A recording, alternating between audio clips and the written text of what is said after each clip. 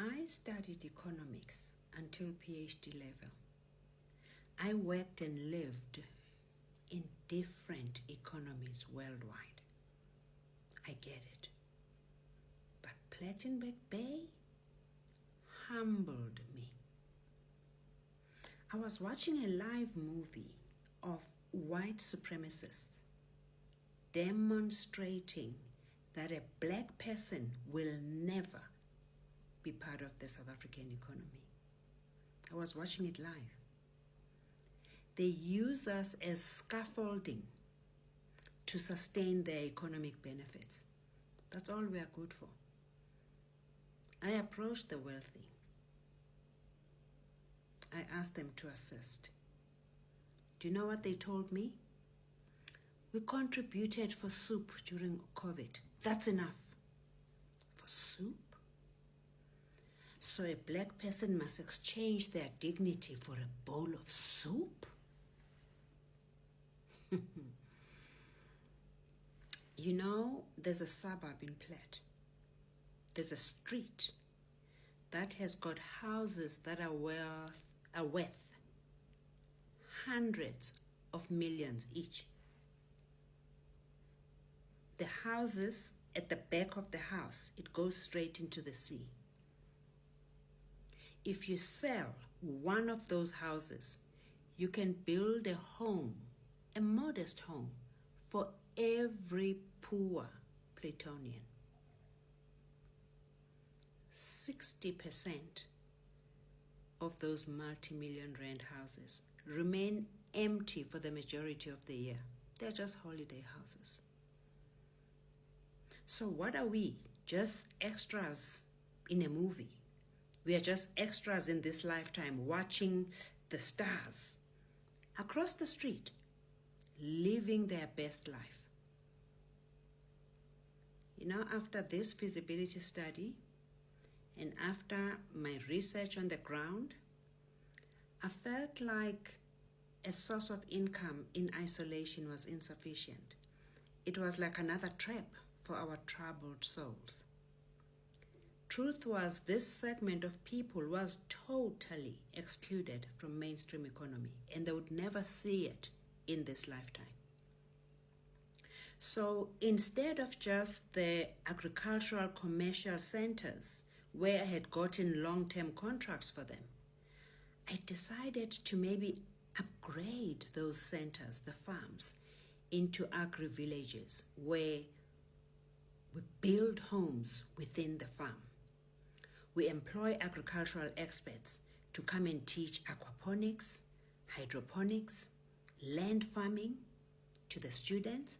But now we have homes where the students can stay for 4 to 5 years whilst farming from start to finish.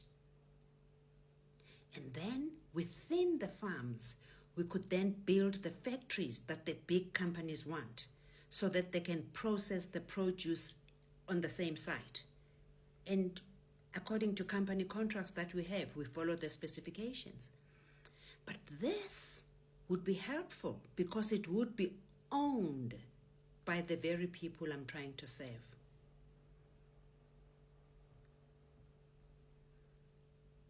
My question was, are our people brave enough to take that journey? Are our people brave enough to come off the white supremacy grid and start their own township economy? Because they are not included in the other economy anyway. This is just towards the end of COVID lockdown. People were broken. People were starving. They were, you know, in America they say the walking dead. They were the real dead men walking. They were just surviving with absolutely nothing. So I decided I'm enriching the program. I will find a way of finding money. But I want to make sure that I want to address the 3 most sought after basic essentials in life: being a stable home, adequate education, and a decent source of income. Because until you have those 3 things, your mind doesn't work. Your mind is constantly on a treadmill thinking about survival. What am I going to eat tonight? How am I going to pay rent? What am I going to feed my children? Where am I going to get this? Where am I going to... You can't sleep. You're constantly like a rat on a treadmill. But if you have those basic needs met, then you can shift your focus and start working on your inner being. Start working on your peace and that of your children and family. I also decided that maybe the agri-villages won't be enough. Why don't we convert the informal settlements and make them smart cities, small smart cities, where people can circulate their own economy amongst themselves? I'm there. I teach them. So I chose one informal settlement. It was called Eqolweni. I enlisted the best town planning company, brought them to Plettenberg Bay, and I said, work on this. Can we convert the informal settlements into smart cities? Just decent homes and some services where people are going to be doing their own small businesses and circulating the economy amongst themselves. We worked tirelessly, integrating our feasibility study, our research on the ground, and what the people did, the town planning company, they then went to accompanying towns like Neisner. There's many little towns around Platte.